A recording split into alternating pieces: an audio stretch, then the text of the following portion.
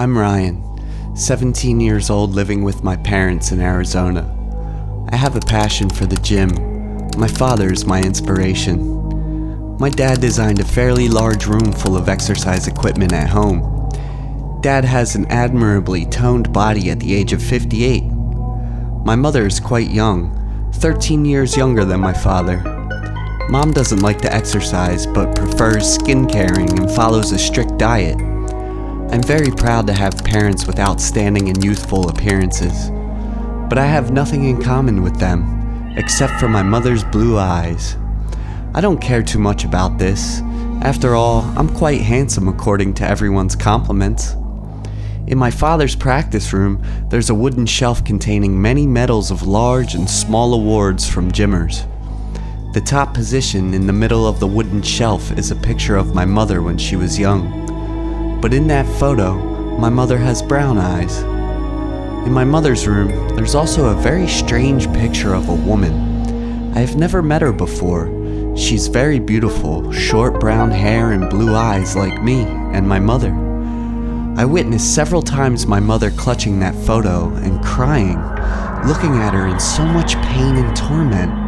I asked my mother about the photo of that woman. She just smiled at me and did not answer.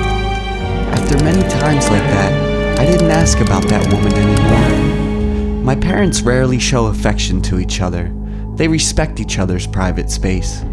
They have a lot of love for me, but in two completely different ways. Outside of studying, I enjoyed playing music and exercising in the gym. Everything was very normal until the last month. Every time I step into the gym, it feels cold and gloomy, a feeling I've never had before. At first I didn't pay too much attention to it, nor did I tell my dad about it. Until recently, a series of scary events that happened caused me unable to ignore it anymore. The first time was when I practiced at 9 p.m. I went into the room and turned on the lights and warmed up thoroughly.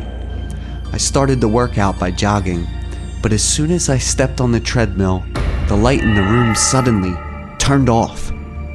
Power blackouts in the area where I live are quite rare. Looking into the next room, the electricity was still on. I thought the light bulb was broken. But when I got close to the switch, it was in the off state. I turned my hand on the switch and the light came back on. At that time, I did not have any doubts or feelings of fear. I continued the training session and finished at 11 a.m. The second time was also when I was alone in the gym. It was around 10 p.m. I'm doing shoulder raises using resistance bands.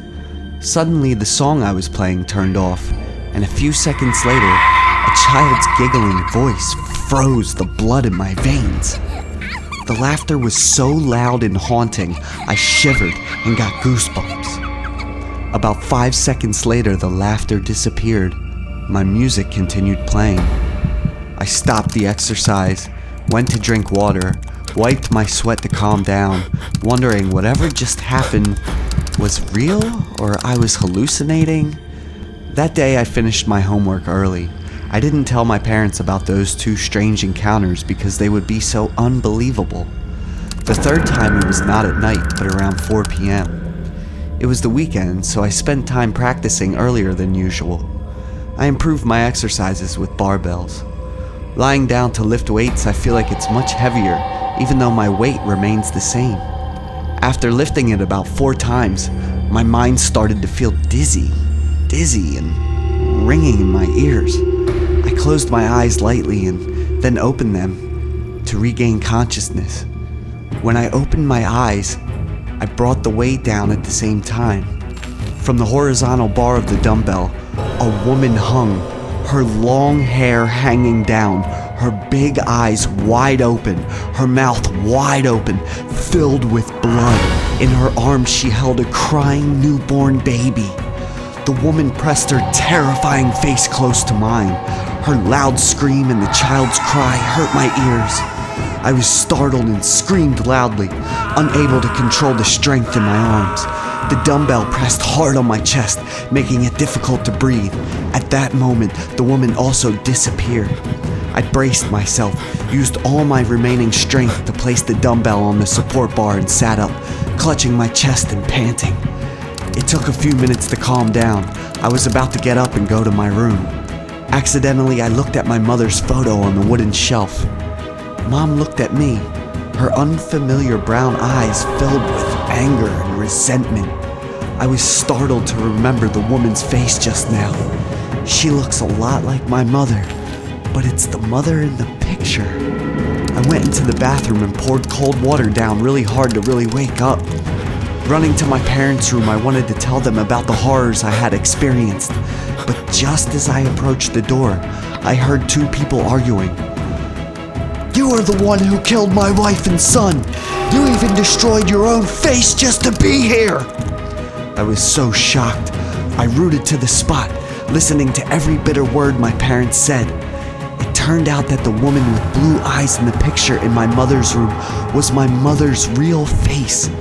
So what about me? What is my true identity?